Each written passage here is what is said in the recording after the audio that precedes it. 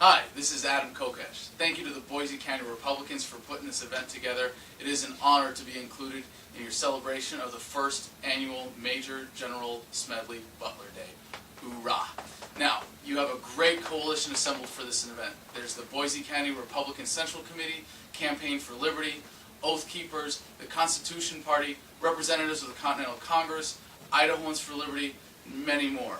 But most importantly, of course, I'm very excited to be here as a member of Veterans for Peace, an organization which has long celebrated the tradition of Major General Smedley Butler and standing up for this country in its darkest hours, winter soldiering, speaking truth to power, and telling Americans the hard things that they don't necessarily want to hear about what our government is up to. Now, when I was in boot camp in 2000, we got a little green Bible, our green monster, which taught us everything we needed to know to be Marines, and it included a great deal of Marine Corps history, something we take great pride in as being unique among the different services, as something that we study and take dear to our hearts, our heritage within the Marine Corps. And I learned about Smedley Butler. I learned about all of his exploits in war. I learned about 2 Medals of Honor, and I learned about what a hero he was. But you know what? They forgot something. They didn't tell us about what he did afterwards. They didn't tell us about him speaking out, and they certainly did not tell us about his book, War is a Racket, in which he described himself as a high-class muscle man for big business. Well, let me tell you, it's an experience I can relate to. I served as a sergeant on a Marine Corps Civil Affairs team in the Fallujah area from February to September of 2004. And I wouldn't describe it as high class, but we were there for big business. And as Smedley Butler said, war is a racket, the few profit and the many pay. Some things never change, and in these occupations, in the current American empire, the few profit and the many pay. It is Halliburton and KBR and Dynacor, and the list goes on and on.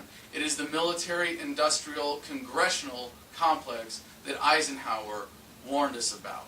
So, I'd like to share with you a particularly poignant passage from this book by Smedley Butler that speaks to me. He said, "War is a racket. It always has been. It is possibly the oldest, easily the most profitable, surely the most vicious. It is the only one international in scope. It is the only one in which the profits are reckoned in dollars and the losses in lives. A racket is best described, I believe, as something that is not what it seems to the majority of the people. Only a small inside group knows what it is about. It is conducted for the benefit of the very few, at the expense of the very many. Out of war, a few people make huge fortunes." Now, let's take a listen from history. Because the one thing we learn from history is that we never frickin' learn from history. But the inside group that Butler referred to is growing. Thanks to you, thanks to the power of online communications available to us today, the people that are waking up to the true American values of liberty and the implications of that, and how far our nation has strayed from that, especially in terms of our foreign policy. And those of us who know more have a greater responsibility to do something and end